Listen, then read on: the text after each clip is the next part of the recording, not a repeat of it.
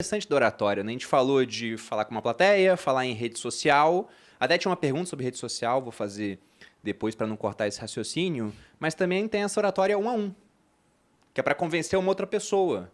Você deu o exemplo de um marido, mas até antes, por exemplo, ter uma relação. Então, eu li livros lá atrás, quando era solteiro, que falavam sobre isso. Né? Sobre técnicas de persuasão, na hora que você vai conhecer uma pessoa, tudo. Tem uma que era do toque, que era a técnica de quino. Você fala com uma pessoa tocando nela, de repente você tira a mão e volta com a mão perto para ver se a pessoa quer obter novamente contato com você.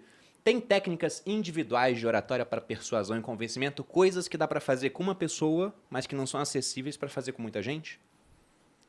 Bruno, tem técnica de influência, Bruno, que é repetir o nome da pessoa, Bruno. Eu tinha reparado já que você várias fazia vezes. isso. Exatamente. Então, tá conectado, carisma, oratória, influência. Então, tem um livro que vai fazer 100 anos agora, que continua super atual, que é o Como Fazer Amigos e Influenciar Pessoas, que tem diversas técnicas muito práticas. Então, técnica do sorriso, que é algo que conecta. Quando você está sorrindo, você já tem essa troca. Repetir o nome da pessoa várias vezes. O nosso nome é algo muito precioso para nós.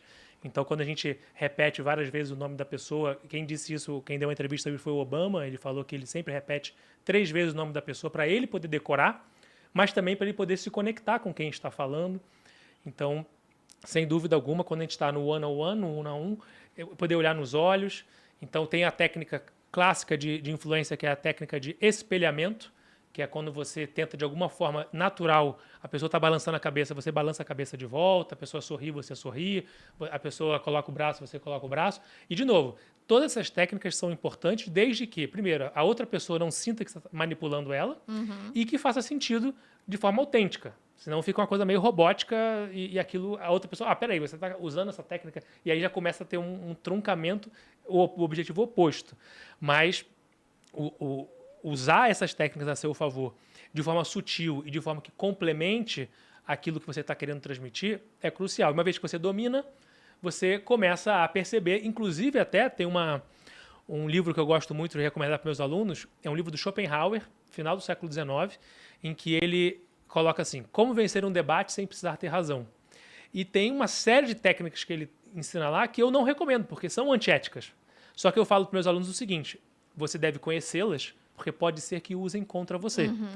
Então, se você conhece a técnica, você sabe, beleza, vou usar, não vou usar porque vai contra meus valores, mas eu vou perceber quando estão usando contra mim, que pode ser, seja técnica oral ou essa técnica de repetir o nome, a técnica de influência. Então, conhecer bem essas técnicas, você tem uma caixa de ferramentas à sua disposição para que no contexto exato você queira ou não usar e perceba quando estão usando.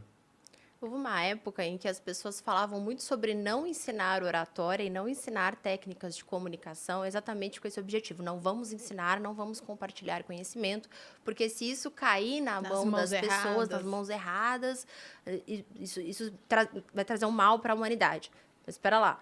É exatamente o contrário. Quanto mais pessoas souberem dessas informações, desse conteúdo, menos chances de ser manipulado. E aí, sim, essa comunicação ela vai fluir. Então, mesmo que eu esteja aplicando uma técnica de influência, não vai ser uma coisa forçada, não vai ser uma coisa manipulada, porque vai acontecer de uma forma natural. Eu acho muito interessante, vocês falaram que tem eu não sabia que vocês tinham um curso digital, que ensinavam marketing, enfim, fiquei sabendo agora. Mas acho muito interessante para a galera do marketing, e fica até uma dica, porque eles procuram muito a gente para prestar serviço. E aí eles vêm com técnica de copy. E aí você fala assim, pera lá, né? Tenta aplicar a técnica de copy para chamar para um café, para uma reunião. Mostra o seu portfólio, mostra o que você faz. E muitas vezes na oratória também precisa disso. É importante a embalagem? Como? Sim. Tem a pesquisa do Albert Mehrabian, que mostra que nos primeiros segundos você vai comunicar 93% da imagem, do como, sim. Só que se os 7%, que é o conteúdo, você não tiver substância, se você não tiver resultado, se você não tiver portfólio, não tiver entrega, fica uma coisa superficial, fica como essa palestra que você mostrou do Will Stephan. É muito legal, é muito divertida, mostra a importância da oratória, mas o que de fato tem de substância ali? O que tem de concreto? Alguém lembra do Will Stephan, por alguma outra coisa que ele fez? Não, só lembra dele por causa disso. Diferente do Bruno Perini, a gente conhece o Bruno Perini comunica muito bem, tem uma habilidade de ensinar incrível, porque oratória. Só que ele só é o Bruno Perini porque ele também teve algo a mais para entregar. E é uma coisa que eu sempre trago para os meus alunos, porque senão fica muito superficial. E nós vivemos numa era em que a superficialidade é importante, como o topo de funil? Sim, mas até a página 2, concordam?